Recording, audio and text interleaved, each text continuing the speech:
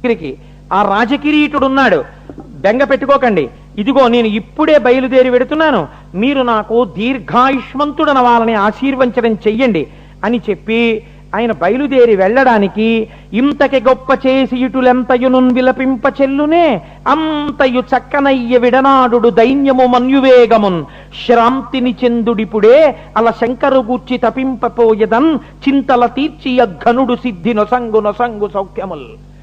ఆ శంకరుడు గురించి తపస్సు చేస్తాను, ఆ మహానుభావుడు నాకు సిద్ధినిస్తాడు, సమస్తమైనటువంటి భోగాల్నిస్తాడు, ఐశ్వర్యాన్నిస్తాడు, ఆయుర్దాయాన్ని ఇస్తాడు. మీరు బెంగ పెట్టుకోకండి నాన్నగారండి, మీరు కూడా శివారాధన చేయండి అని చెప్పి ఆ పిల్లవాడు వెళ్ళిపోయాడు. వెళ్ళిపోయి హిమాలయ పర్వత ప్రాంతమునందు ఒక శివలింగాన్ని తయారు చేసి దానికి ఒక చిన్న దేవళం లాంటిది, దేవాలయం లాంటిది ఒకటి నిర్మాణం చేసుకుని ఇట్లు దీవింపవారంత నెలమి చెంది మునికుమారుడు అవనికి జననికి జనకునకును మృక్కులనొనర్చి శుభలగ్నమున ప్రయాణమును ఒనర్చి హిమాచలంబునకు చనియే. ఆ హిమాలయ పర్వతాల దగ్గరికి వెళ్ళి దేవాలయం కట్టుకుని అక్కడ కూర్చుని ఆయన తపస్సు మొదలుపెట్టాడు. అద్భుతమైనటువంటి తపస్సు చేస్తూ 3 వేళలా శివలింగాన్ని ఆరాధన చేస్తూ శతరిద్రియాన్ని పారాయణ చేస్తూ ఎప్పుడు శివలింగాన్నే నమ్మి ఆయన శంకరుడే ఇప్పుడు ఈ లింగ రూపమునందున్నాడు అని ఆ ఆరాధన చేస్తుండగా ఆయన ప్రాణములను ఉగ్గడించవలసినటువంటి సమయం ఆసన్నమైపోయింది. అక్కడ యమలోకంలో యమధర్మరాజు గారు దూతల్ని పిలిచారు. పిలిచి కాలుండుగ్రతరాత్ముడై అడరి మార్కండేయు హింసింపనా భీలాకారుల ఆత్మదూతల కడున్ భీష్మక్రియాధుర్యులం వైళంబారసి పంపవారలు మహావష్టంభమేపారగా బ్రూలేయాద్రితటిన్ వసించు మునిరాడ్బాలున్ వడించెరుడున్. దూతల్ని పిలిచి ఆ పిల్లవాడికి ఆయుర్దాయం అయిపోతుంది, మీరు వెంటనే పాశములు పట్టుకుని ఆ ప్రాంతాన్ని చేరండి, చేరి మార్కండేయుడి యొక్క ఆయుర్దాయాన్ని ఆ పాశముల చేత తీసి పట్టుకుని మళ్ళీ ఈ లోకాన్ని చేరండి అన్నాడు. ఆ దూతలు అక్కడికి వెళ్ళారు. ప్రాణోత్క్రమణము కావలసిన సమయం ఆసన్నమైంది. వాళ్ళు చిన్న దేవాలయం లాంటిది ఒకటి నిర్మాణం చేసుకుని అందులో కదండి ఒక ఏదో ఆకులతో కట్టుకున్నాడు ఆయన. లోపల శివలింగం దగ్గర కూర్చుని తదేక ధ్యానంతో శివారాధనం చేస్తున్నాడు. ఈ శివారాధనం చేస్తున్నటువంటి సమయంలో ఈ వచ్చినటువంటి యమదూతలు ఆయన మీద పాశం వెయ్యడం కోసమని ఒక్కసారి తొంగి లోపలికి చూశారు ఎక్కడున్నాడు అని. చూసి యముని దూతలు కాంచి సంయమి కుమారుడించుక చెలింపకాత్మ మహేశునంది తిరముగా నుంచి పూజ నంబురువు మీర సల్పుచుండగా వారలా చందమెరిగి లోపలికి చూసేటప్పటికీ అసలు ఏ విధమైనటువంటి కదలిక లేకుండా అలా పరమశివుడి మీద ధ్యానం పెట్టుకుని అదే పనిగా శంకరుణ్ణి ఆరాధన చేస్తూ మనస్సు పరమశివుని యందు లగ్నమైపోయినటువంటి ఆ పిల్లవాని వంక చూసేసరికి వాళ్ళకొక గొప్ప తేజస్సు కనపడినట్టుగా అయింది. వాళ్ళకి భయం వేసింది పాశం విసరడానికి, భయం వేసింది. వాళ్ళు ఆ దేవాలయములా ఉన్నదాని లోపలికి వెళ్ళలేకపోయారు. అడుగు వేయడానికి భయం వేసి సృష్టిలోనే ఒక ఆశ్చర్యకరమైన సంఘటన జరిగింది. ఆ భటులు పాశం వేయడం మానేసి పాశాలు చుట్టి చేతులకి తగిలించుకుని యమలోకానికి వెళ్ళిపోయారు. వెళ్ళిపోయి అయ్యా మేము ఆ పాశములు ఆవిడ్ని లేపండి అమ్మా, పడిపోతారో ఏమిటో, ఆవిడ్ని లేపండి పడిపోతారు కూడా గభాల్ని, అమ్మ మీరు అలా అనుకోకండి పడిపోతారు కూడా, సరిగ్గా కూర్చోండి.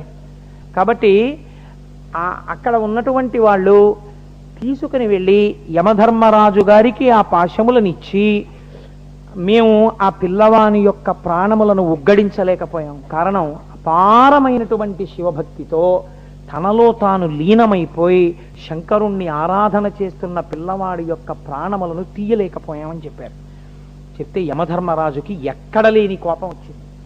ఆ సమయానికి ప్రాణాలు తీసేయడం అన్నది ఇంతకాలంగా నేను చేస్తున్న పని. కడువడి రోషవేగమున కన్నులు నిప్పులు రాలవీకమై నరరి చనుండు మీరలు భయాలకులెంతయు ప్రలదంబులన్ బడుగులు ఓలే అడుదురు బాలువదింపగనేనే పోయెదన్ కడిది మగండెవ్వడనుకో కనగవచ్చునుగాన అడ్డమై. ఒక పిల్లవాడిని చంపడం చేత కాక తిరిగి వచ్చి వాడు శివ పూజ చేస్తున్నాడు, వాడిలో చాలా తేజస్సు ఉంది, మేము పాశం వెయ్యలేకపోయాం అని చెప్పడానికి మీకు సిగ్గేయట్లేదు? నేనే బయలుదేరి పెడతాను, ఆ పిల్లవాడి ప్రాణములను ఉగ్గడించేస్తాను, ఎవడు అడ్డొస్తాడో చూస్తాను. శివలింగానికి కదా పూజ చేస్తున్నాడని మీరు అంటున్నారు. ఇప్పుడు అనరాని మాట ఒకటి వచ్చేసింది యమధర్మరాజు గారి నోటి వెంట. ఏమిటా మాట? కడిది మగండెవడు ఓ నన్ను కానగవచ్చునుగాక, ఏ మగాడు నాకు అడ్డొస్తాడో చూస్తానన్నాడు. వెడతాను, ప్రాణములను ఉగ్గడిస్తాను, బయలుదేరుతున్నానని గబగబా పాశాలు పట్టుకుని బయలుదేరుతున్నాడు. బయలుదేరుతుంటే నారదుడు ఎదురొచ్చాడు. ఎదురొస్తే వచ్చినవాడు మహర్షి కదా అని ఒక్కసారి ఆ దున్నపోతు మించి దిగి నమస్కారం చేశాడు. నమస్కారం చేస్తే ఆయన అన్నాడు, అయ్యయ్యో ఎందుకయ్యా అంత పంతాలకి పట్టింపులకి పోతావు, వాళ్ళకున్నది ఒక్క పిల్లాడు, మహర్షి కదా, ఏడుస్తున్నాడు కదా పిల్లాడి కోసం, తపస్సు చేస్తున్నాడు కదా, అందులో ఇప్పుడు వాడు ఎంత పూనికతో ఉన్నాడో తెలుసా పరమశివుడి మీద? వాడు మహేశ్వరార్చన ఎందు మగ్నమైపోయిన మనస్సుతో ఉన్నాడు. నువ్వు కూడా కొంచెం ఆలోచించు. ఇలాంటి పరిస్థితులలో వెళ్ళి నువ్వు పాశం వేస్తే లేనిపోని ఉపద్రవాలు వస్తాయేమో. పోనీ ఇప్పుడు నువ్వు వెళ్ళకపోతే వచ్చిన బాధ ఏమిటి? అంత తీవ్రమైన తపస్సులో ఉండగా పాశం వెయ్యడానికి నీ భటులే భయపడ్డారని ఊరుకుంటే ఉపద్రవం వచ్చేసిందా? ఒకళ్ళకి పుత్రభిక్ష పెట్టినవాడి అవుతావు కదా, వాళ్లే భయపడినప్పుడు మళ్ళీ నువ్వు నేను యముణ్ణని తొడలు చరుస్తూ ఎవడు మొగాడని బయలుదేరుతున్నావు, ఎందుకొచ్చింది, ఆగకూడదా అన్నాడు. అనేటప్పటికీ ఆయనకి ఇంకా కోపం వచ్చేసింది. కోపం వచ్చి, శివుడా గివుడా ఎవడాపగలడు, నేను వాడి ప్రాణములను ఉగ్గడించవలసిన సమయం ఆసన్నమైనప్పుడు తీసేయడం నా ధర్మం, తీసి తీరుతానని పాశం పట్టుకుని, చాలును చాలు పూజనము శర్వుడు సంతసమొందే, నీకికన్ కాలము చెరువయ్యే, మృతిగంచదు వెల్పలకెగుదెమ్ము, నే కాలుడా నీదు ప్రాణములు గైకొనగా ఇటు వచ్చి తింజుమి, మేలుగ నీకు మోక్షమది మేకొను సంధియమెండులేది కన్. ఆ దేవాలయం దగ్గరికి వెళ్ళాడు. కానీ ఆయనకి చిన్న అనుమానం వచ్చింది. ఏంటి ఇంత తేజస్సుతో ఉన్నాడు, ఇంత లింగార్చన చేస్తున్నాడు, వెయ్యడమా వద్దా అనుకున్నాడు. బహిర్ముఖుణ్ణి చేస్తే పోతుంది అనుకున్నాడు. కాబట్టి ఇప్పుడు అన్నాడు, చాలును చాలు పూజనము, చేశావు పూజ చాలే, శర్వుడు సంతసమొందే, శర్వుడు సంతసం పొందాడు, చాలా సంతోషించాడులే నీ పూజకి. అంటే ఒక రకంగా వెటకారమే, చాలా సంతోషించాడులే, నిన్నే నా నుంచి రక్షించలేడు.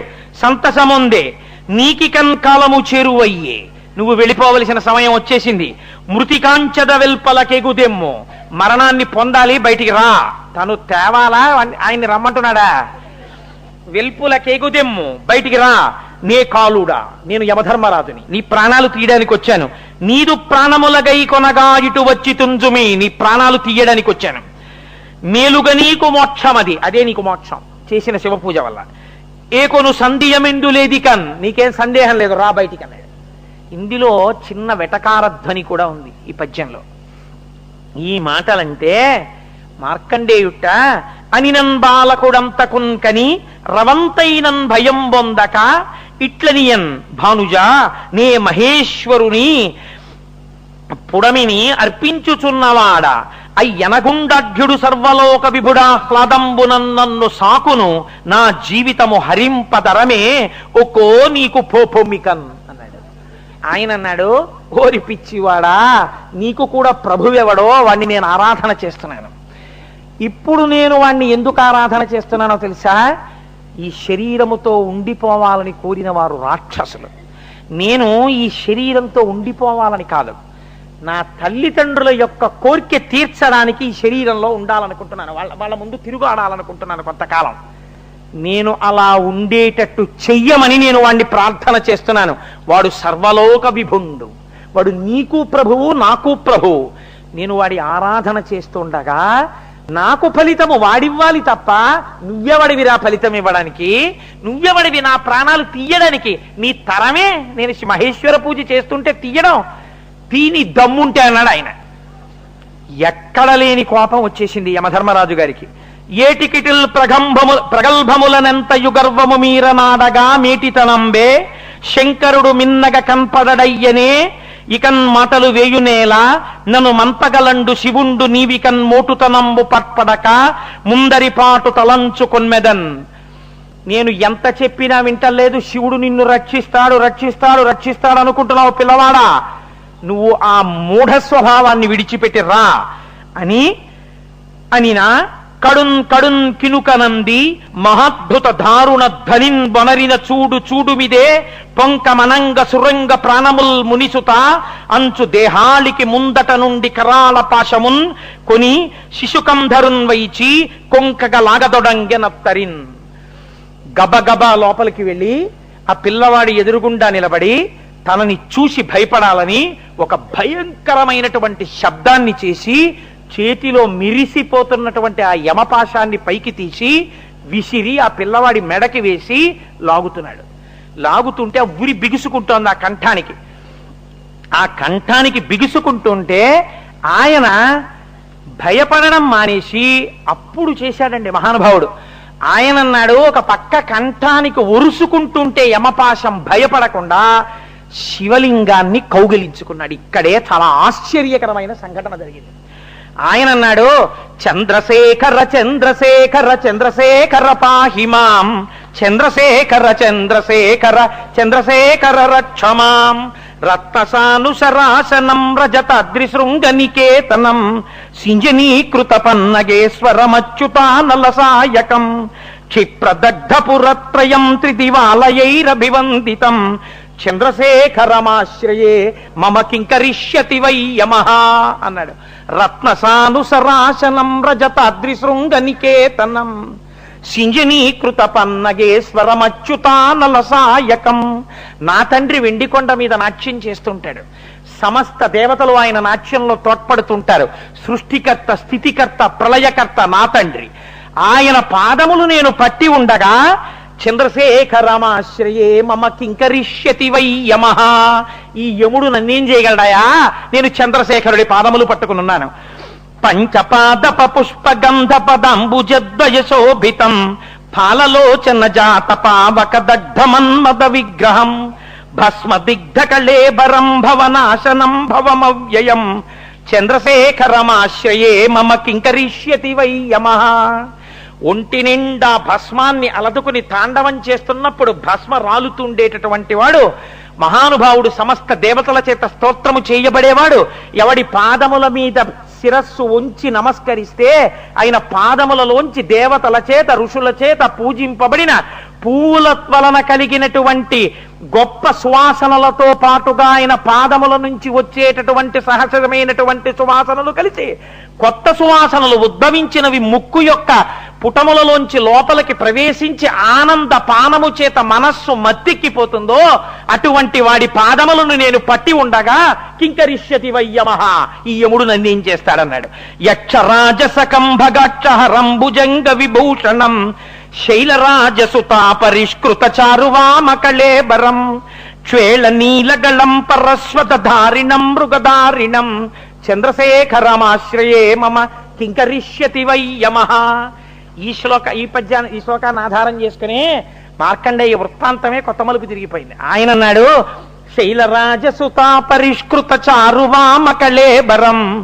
ఇంత అట్టహాసం చేస్తున్న యముడు కనబట్టల్లా, కంఠం నొక్కుడు పడుతోంది, భయపట్టల్లా. ఎడమ భాగమునందు ప్రకాశిస్తున్న మా అమ్మ పార్వతీదేవి కనబడుతోందిరా నాకు. సమస్త శక్తి స్వరూపిణి. నువ్వు పాశం వెయ్యడం ఆవిడ అనుగ్రహం, నువ్వు లాగడం ఆవిడ అనుగ్రహం. ఆవిడ చేత సగము శరీరము ఆక్రమింపబడినటువంటి దయాళువు నా తండ్రి. శైలరాజసుతా పరిష్కృత చారువామకళేబరం, అటువంటి వాణ్ణి నేను నమ్మి ఉన్నాను. చంద్రశేఖరమాశ్రయే మమ కింకరిష్యతి వై యమః, ఏం చెయ్యగలడు యముడు అన్నాడు. ఇప్పుడు ఎవరికి పరీక్ష? నారదుడు ఈ అష్టకం వింటూనే కైలాసానికి పరిగెత్తాడు. శివ చూడు కింద ఏం జరుగుతోందో, ఇవ్వాలా ఇవ్వక్కర్లేదా ఆయుర్దాయం? ఇప్పుడు నీ మీద నమ్మకం. యముణ్ణి ఒకడు ఎదిరిస్తున్నాడో పిల్లాడు. ఎందుకు ఎదిరిస్తున్నాడో తెలుసా? నేను నా తల్లిదండ్రుల ముందు ఈ ఉపాధితో తిరగాలనుకుంటున్నాను, అది ఇమ్మని శివుణ్ణి అడుగుతున్నాను, ఆయన ఇస్తాడని నమ్ముతున్నాను. ఇవ్వలేడని నువ్వు తీసేస్తున్నావు. నువ్వు గెలవాలో నా పూనిక గెలవాలో, ఉండి వాడు గెలవాలో వాడిస్తాం. నిన్ను శరణాగతి చేస్తున్నాడు. ఈశ్వర కదిలి లోకానికి భక్తి నిరూపిస్తావా? ఇలాగే కూర్చుని శివుడు లేడని లోకానికి చెప్తావా? నీ ఇష్టం, తేల్చుకో. యక్షర అని కుండలీకృత కుండలేశ్వర కుండలం వృషవాహనం, నరదాదిమునీశ్వర స్తుత వైభవం భువనేశ్వరం, అంధకాంతకమాశ్రితామర పాదపం శమనాంతకం, చంద్రశేఖరమాశ్రయే మమ కింకరిష్యతి వై యమః భేషజం భవరోగిణామఖిలాపదామపహారిణం దక్షయజ్ఞ వినాశనం త్రిగుణాత్మకం త్రివిలోచనం భక్తి ముక్తి ఫలప్రదం సకలాగ సంగ నిభర్షణం చంద్రశేఖరమాశ్రయే మమ కింకరిష్యతి వై యమః. తన పూనికకి ఆధారాల్ని చూపిస్తున్నాడు. ఇతపూర్వం ఒకడు నిరీశ్వర యాగం చేశాడు ఇలాగే. శివుడు ఏం చెయ్యగలడు, ఏం చెయ్యగలడు, ఏం చెయ్యగలడని ఇలాగే ప్రలపించాడు. ఇలా ప్రలపించిన వాడి కుత్తుక కత్తిరించాడు, వాడు వెళ్లకుండా. జటనొక్క దాన్ని తీసి కొడితే వీరభద్రుడు పుట్టాడు. అటువంటి వాణ్ణి నేను నమ్మి ఉన్నాను. వాడు ఉండగా నువ్వేం చేయగలవు? మమ కింకరిష్యతి వై యమః. ధిక్కరిస్తున్నాడు. భక్తవత్సలమర్చితం నిధిమక్షయం హరిదంబరం సర్వభూతపతిం పరాత్పరమ ప్రమేయమనుత్తమం సోమవారణ భూహుతాశన సోమపానిఖిలాకృతిం చంద్రశేఖరమాశ్రయే మమ కింకరిష్యతి వై యమః. నాకెందుకు కనపడాలని అనుకుంటున్నావా? నీకెందుకు కనపడతాడని అడిగావు కదా. భక్తవత్సలమర్చితం, భక్తుల పాలిట వాత్సల్యం ఉన్నవాడు. ఇది చెయ్యాలని కాదు, నేను నమ్మాను అంతే. వాత్సల్యంతో వచ్చి తీరుతాడు. విశ్వ సృష్టి విధాయినం పునరేవ పాలన తత్పరం సంహరం తమవి ప్రపంచమశేషలోక నివాసినం క్రీడయంతమహర్నిశం గణనాథయూధ సమన్వితం. ఇక్కడ చెప్పేశాడండి అసలు ఫలాన్నంతటిని 8 శ్లోకంలో చెప్పాడు. విశ్వ సృష్టి విధాయినం, ఈ విశ్వమునందున్న యమ నువ్వు. సమస్తాన్ని సృష్టించిన వాడు నా తండ్రి, నిలబెట్టినవాడు ఆయన. చిట్ట చివరికి నిన్ను నన్ను లోకములను లోపలికి తీసుకోగలిగిన వాడు ఆయన. ఆయన ప్రభువు, నువ్వు కూడా ఆయన కింకరుడివి. కింకరుడవైన నీకు ఆయనని నేను స్తోత్రం చేసుకుంటా నా ప్రాణాలు తీసే అధికారం నీకెక్కడుంది? క్రీడయంతమహర్నిశం గణనాథయూధ సమన్వితం ఆయన సంహరం తమవి ప్రపంచమశేషలోక నివాసినం. ఈ సమస్త ప్రపంచాన్ని సంహరించగలిగిన సమర్థుడు నా తండ్రి. త్రిశూలం పట్టుకుని వచ్చాడా నీ బతుకు బయటపడిపోతుంది. చంద్రశేఖరమాశ్రయే మమ కింకరిష్యతి వై యమః. నువ్వు నన్నేం చేయగలవు అని అడిగాడు. ఇలా అడుగుతూ ఇంకా కంఠం జీరబోతూ అష్టకంలో 8వ శ్లోకం చెప్పి శివలింగాన్ని గట్టిగా కౌగలించుకున్నట్ట. నా తండ్రి పాదాలు పట్టుకుంటున్నానని. ఆ కౌగలించుకోవడంలో కంఠానికి పడిన పాశం శివలింగానికి తగిలింది. అంతే. ఎవరికి కోపం వస్తుంది? తన 5వ తనం. ఒక్కసారి శివలింగం పెటిల్లున పేలిపోయింది. వామార్ధ భాగమునందు పార్వతీదేవితో ఒక్కసారి శంకరుడు ఆవిర్భవించి తన ఎడమకాలి పాదంతో యమధర్మరాజు యొక్క వక్షస్థలం మీద ఒక్క తన్ను తన్నేటప్పటికి విరుచుకు పడిపోయేటప్పటికి చేతిలో త్రిశూలం పెట్టి ఒక్క పోటు పొడిస్తే యముడు మరణించాడు. మరణిస్తే ఇంతటి మార్కండేయుడు ఇంత భక్తితో ప్రార్థన చేసిన వాడు తెల్లబోయాడు. ఏమి నా స్వామి కారుణ్యము అని ఇక్కడే శాస్త్రకారులు ఎంత పొంగిపోయారో. ఎందుకు ఎడం పాదం ముందు లేచిందోట తెలుసా అండి? ముందు తంతే దేంతో తంతారు? కుడికాలతో తంతారు. ఎడమ పాదం ఎందుకు లేచిందంటే వామార్ధ భాగమునందు మా అమ్మ ఉంది. ఏరా నువ్వు చేసిన ధూర్తతనానికి నీ పాశం ఆ పిల్లవాడు శివలింగాన్ని కౌగలించుకోవడంలో మా వారికి తగిలింది. ఎంత అపచారం చేశావు నువ్వు. కాబట్టి ముందు ఎగిరిపోయేట్టు తన్నింది, ఎడం పాదం తన్నింది అమ్మవారు. కింద పడిపోగానే త్రిశూలపు హత్య అప్పుడు తగిలింది. లోకాన్ని చంపే యముడు చచ్చిపోయాడు. శంకరాచార్యులు వారు అన్నారు శివానంద లహరిలో, వక్షస్థాడనమంతకస్య కఠినాపస్మార సంవర్ధనం భూభృత్పర్యటనం నమత్సురశిర కోటీర సంఘర్షణం కర్మేదం మృదులస్య తావక పదద్వంద్వస్య గౌరీపతే మచ్చేతో మణిపాదుకా విహరణం శంభో సదాంగీకురు అన్నారు. స్వామి, ఆనాడు యమధర్మరాజు గారి వక్షస్థలం మీద నీ పాదాన్ని ఎత్తిపెట్టి తన్నినప్పుడు ఆ పాదం ఎంత కందిపోయిందో. ఆ శ్రీశైల క్షేత్రంలో ఎక్కడ చూసినా ఓషరలు, రాళ్ళు, ముళ్ళు, పొదలు దాని మీద తిరుగుతుంటావు కదా, నీ పాదాలు ఎంత సొక్కిపోయాయో. ఒక్క 2 మణిపాదుకలు ఇస్తాను వేసుకో తండ్రి, నా మనస్సన్న మణిపాదుకలు ఇస్తాను, అవి తొడుక్కో అన్నారు. అవకాశం దొరికితే చాలు తన మనస్సు తీసుకెళ్ళి అక్కడ పెట్టేస్తుంటారు శంకరాచార్యుల వారు మన కోసమని. ఆ శ్లోకం మన్ని రోజు ఇంట్లో ఆ శ్లోకాలు చదువుకుంటే అండి, అందుకే దీనికి ఫలశ్రుతి ఏం చెప్తారో తెలుసా అండి? పరమశివుడు చెప్పాడు సాక్షాత్తుగా. సరే ఎలాగో వస్తుంది కదా, మీరు అక్కడ విందురు గాని పరమశివుడు వచ్చి యమధర్మరాజు గారిని చంపేస్తే మునితను జన్ముఖ కంఠమున మొక్కులుడై యముడేసినట్టి యఘనమగు కాలపాసమది గంటగతంబయి కాను పట్ట అంతనే ప్రెనిమోత బెట్టడర దారుణ రోషపరీత చిత్తుడై అనువుగ లింగ మధ్యమున అద్భుత రీచిగతోచి యుద్ధతిన్. ఆ వచ్చినటువంటి శివుడు రుద్రుడై యమధర్మరాజు గారిని సంహరించాడు. సంహరించిన తరువాత అప్పుడు మహానుభావుడు మార్కండేయుడు వంక ప్రసన్నుడై చూశాడు. ఎంత నమ్మకంతో చేశావురా అయ్యా పూజ, ఎంత ధైర్యంతో చేశావురా పూజ, ఎంత విశ్వాసం రా నీకు, నీ ప్రాణం పోతుందని తెలిసినా వాడుండగా నేను చావనన్నావంతే. ఏమి ధైర్యం రా, ఏమి నమ్మకం రా నీకు నా మీద తండ్రి అని వంగి శంకరుడు పాశంచ ఘంటాం, ఆయన వంగుతుంటే గంటలన్నీ గణగణ మోగుతుంటే ఒంటికి రాసుకున్న విభూతి మార్కండేయుడి మీద పడుతుంటే జటలలో ఉన్న గంగ చుక్కలు పిల్లవాడి మీద పడుతుంటే చందమామ కాంతి చల్లగా ప్రసరిస్తుంటే ఈ పిల్లవాడికి మనం తగిలినా ఏమంటాడో అని పాములు కూడా వెనక్కి వెళ్ళిపోతుంటే 2 చేతులతో పార్వతీదేవి మీద తప్పపడనటువంటి చెయ్యి, మునులకు అభయమిచ్చే చెయ్యి, జ్ఞానమును ప్రసాదించగలిగిన చెయ్యి, సనక సనందనాది మహర్షులకు ఇలా చిన్ముద్ర పట్టి జ్ఞానమిచ్చిన చెయ్యి 2 చేతులతో పిల్లవాడి భుజాలు పట్టుకుని పైకెత్తి దగ్గరగా తీసుకుని వంగి వాడి ముఖంలోకి చూసి, నాన్న ఎంత భక్తిరా, ఎంత పూనికిరా నీకు, ఒక్క వరం కోరుకోరా నాన్న, నువ్వు కోరుకోకపోతే నా మనసు ఒప్పదురా, ఏదైనా అడుగు అన్నాడు. ఎవరు పొందారండి భాగ్యాన్ని? మార్కండేయుడు పొందాడు. 16 సంవత్సరాల పిల్లవాడు పొందితే పైకెత్తి నిలబెడితే 2 చేతులతో నమస్కారం చేస్తూ, ఎలా ఎవరికైనా ప్రత్యక్షమై మాట్లాడాడంతే. ఇలా శివుడు 2 చేతులతో పట్టుకుని ఉంటే అమ్మవారు చూడండి, ఎవరైనా మంచి పిల్లాడు కనపడితే కన్న తల్లి హృదయం ఆ పిల్లల్ని గబగబా దగ్గరికి తెచ్చేసుకుంటారు.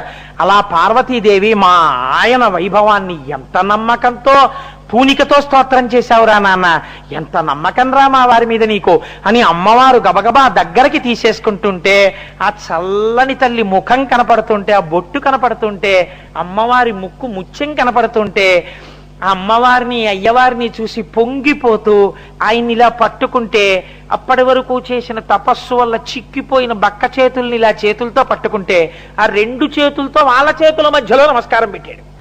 పెట్టన్నాడు, ఈశ్వరా నన్నింత గౌరవించారే, ఇంత నన్ను పెద్దవాణ్ణి చేశారే, నా మీద ఇంత కారుణ్యం చూపించారే, నేను ఏ కోరిక కోరను, ఒక్క కోరిక కోరుతాను, పాపం తెలియక పొరపాటు చేశాడు, ఆయన్ని బతికించండి అన్నాడు. అనేటప్పటికీ అప్పుడు శంకరుడు మళ్ళీ ఒక్కసారి ప్రసన్నుడై చూశాడు. ప్రాణాలు పోయిన యమధర్మరాజు గారు మళ్ళీ లేచారు. మళ్ళీ లేచి గభాలను లేచి, ఇప్పుడు శివుడో గివుడో ఏ మగవాడో ఇది పోయింది, పోయి గభాలను 2 చేతులు ఎత్తి నమస్కరించి ఒక మంచి ప్రశ్న ఒకటి వేశాడండి. లోకానికి పనికొచ్చే ప్రశ్న, చాలా చాలా గొప్ప ప్రశ్న. యమధర్మరాజు గారిని తక్కువ చేసి భావించకూడదండోయ్, మహానుభావుడైన ఆయనంత ధర్మతత్పరత ఉన్నవాడు లోకంలో ఉండడు. కాబట్టి ఆయన అన్నాడు, దేవరా 16 లీవడుగున ఆయువటంచు వచించుట ఎరసియేను పాశమును వేసితి మునిబాలునిపై తలపునకు రాదు నాకు నా తప్పిదంబు. నువ్వు ఏమన్నా వరం ఇచ్చినప్పుడు 16 వర్షములకే పరమందు సుపుత్రు కోరెదో అన్నావు కదా, అప్పుడు నేను విన్నాను ఎంత ఆయుర్దాయం ఈ పిల్లాడికి అని. ఎందుకని? సృష్టిలోంచి వస్తున్నవాడు కాదు, నీ వరంతో వస్తున్నవాడు కదా, ఎన్నాళ్ళు ఉంచుదాం అనుకున్నాడు ఈశ్వరుడు అని విన్నాను. 16 అని నాకు వినపడింది. కాబట్టి 16 ఏళ్ళు అయ్యాక వచ్చాను. ఏమిటి నా తప్పు, నేను చేసిన దోషం ఏమిటి, ఎందుకు అలా నన్ను చంపేశావు త్రిశూలం పెట్టి, ఎందుకు అలా ఎడంపాదంతో తన్నేశావు నన్ను, నేనేమైనా దోషం చేశానా తండ్రి చెప్పన్నాడు. ఎంత నిజాయితీతో కూడిన ప్రశ్న అండి అది. అడిగితే శివుడు ఒక మందహాసం చేసి అన్నట్ట, నా హృదయం నీకు అర్థం కాకపోవడమే నీ దోషం, నేనేమని ఇచ్చానో తెలుసా వరం, అలా అడిగినా వెంటనే ఒప్పుకుంటాడు కాబట్టి, అంత గొప్ప సంకల్ప బలం, అంత హృదయ శుద్ధి ఉన్నవాడు కాబట్టే మృకండు మహర్షికి నేను ఇచ్చిన వరం వేరు.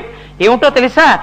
ఎప్పటికి 16 ఏండ్లు ఎలా వయస్సుతోడ ఒప్పెడువా అని వాడి మీర ఇచ్చితి దాని విప్పుడు నీవు ఎరుగక ఇట్టులారడికి ఒడిగట్టితివైన చనుము.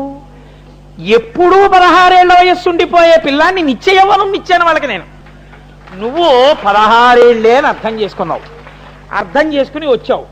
వాడు పూనికతో కూర్చున్నాడు. పోనీ అప్పుడైనా ఓ నమస్కారం చేసి కనుక్కోనే ప్రయత్నం చేశావా? అందుకుని ఇలా జరిగింది. ఏం బెంగలేదు, వెళ్ళు అన్నాడు.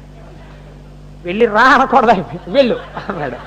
అనేటప్పటికీ ఆ స్వామి మీ హృదయం నాకు అర్థమైంది అని యమధర్మరాజు గారు వెళ్ళిపోయారు. ఇప్పుడు పరమశివుడు అన్నట్ట, పార్వతీదేవండి పొంగిపోయిందిట వాడిని చూసి, పిల్లవాడిని మార్కండేయండి. అబ్బబ్బబ్బబ్బబ్బా ఏమి భక్తి అండి మీ మీద. ఆవిడ విచిత్రం ఏమిటంటే ఆవిడికి ఆయన్ని ఏమైనా అంటే ఆవిడికి సంతోషం. ఏమండి ఏం అష్టకం చేశాడండి, ఏమి చంద్రశేఖరాష్టకం చేశాడండి పిల్లవాడు, కాబట్టి వీడికి అలా మీరు ఇంటికి పంపించేస్తే నేను ఒప్పుకోను, మంచి వరం ఇచ్చేయండి అండి. ఆయన అన్నాడు, ఈ లోకములన్నీ ఎప్పుడు ప్రళయ సముద్రంలో మునిగిపోతాయో, ఎప్పుడు వటపత్రశాయి తన బొటనవేలిని నోటిలో పెట్టుకుని చీకుతూ ఒక మర్యాకు మీద పడుకుంటాడో, అప్పటి వరకు చిరంజీవివై మార్కండేయాయుషు అన్న పేరుతో ఈ లయమంతటినీ కూడా చూస్తుండేటటువంటి వాడివై, లోకములన్నీ లయమైపోతే ఈ వటపత్రశాయిని చూస్తూ నిలబడిపోగలిగినటువంటి చిరంజీవిత్వంతో కూడిన మార్కండేయాయుష్ అనేటటువంటి కొత్త ఆయుష్ని సృష్టించి నీకు ఇచ్చేస్తున్నానన్నాడు. అందుకే మన వాళ్ళు పిల్లలకి నీళ్లు పోస్తే పూర్వం తొడల మీద పడుకోబెట్టుకుని ఆడవాళ్ళు, నాన్న నీకు మార్కండేయాయుష్రా అనేవారు. అలా రోజు అంటూ నీళ్లు పోస్తే ఆ ఆశీర్వచనం నిజమవుతుంది అని. కాబట్టి చూడండి, ఇలా వరం ఇచ్చి పార్వతీదేవి పొంగిపోయినటువంటి స్తవం కదండి ఆ చంద్రశేఖరాష్టకం. అందుకు ఆయన అన్నాడు, ఎక్కడైనా సరే శివాలయంలో కూర్చుని ఒంట్లో బాగుండనటువంటి వాళ్ళు ఈ చంద్రశేఖరాష్టకాన్ని నా మీద నమ్మకంతో చదివితే వాళ్ళకి అపమృత్యు దోషం రాకుండా నేను పరిహరిస్తాను. 90 ఏళ్ళకి రావద్దు, 100 ఏళ్ళకి రావద్దు అనకూడదు, జ్ఞానంతో అంగీకరించాలి. కానీ అపమృత్యు రాకుండా ఈ చంద్రశేఖరాష్టకాన్ని చేస్తే వాళ్ళని నేను రక్షించి తీరుతాను అన్నాడు. పాపం మా అమ్మ, ఇవాళ మేము ఇలా యుద్ధాయంతో ఉన్నామంటే ఎన్నిసార్లు అనారోగ్యాలు వస్తే, తల మీద ఒకసారి పాము దూకితే, ఓసారి ఈత నేర్చుకోవడానికి వెర్రి వెధవనై నూతులో దూకేస్తే, ఇన్ని తప్పు పనులు చేస్తే ఆవిడ ఎప్పుడు మంచం మీద పడుకోబెట్టి చంద్రశేఖరాష్టకం చదువుతూ విభూతి పెట్టింది. మా అమ్మ ఆనాడు నమ్మి చేసిన చంద్రశేఖరాష్టకమే ఇవాళ ఇంత లావు ఇంత పొడుగునున్న ఈ కోటేశ్వరరావు అన్న శరీరం బతకడానికి కారణం. కాబట్టి ఆ చంద్రశేఖరాష్టకం అంత గొప్పది. అప్పుడు శంకరుడు అన్నాడు, ఈ చరితం బెవ్వరుగా ఈ చదివిన వినిన మిత్తి నెట్టి చిరాయుశ్రీ చెలువు మీర సౌఖ్యములు ఆచంద్ర కిరీటుదయను అందెదరవని.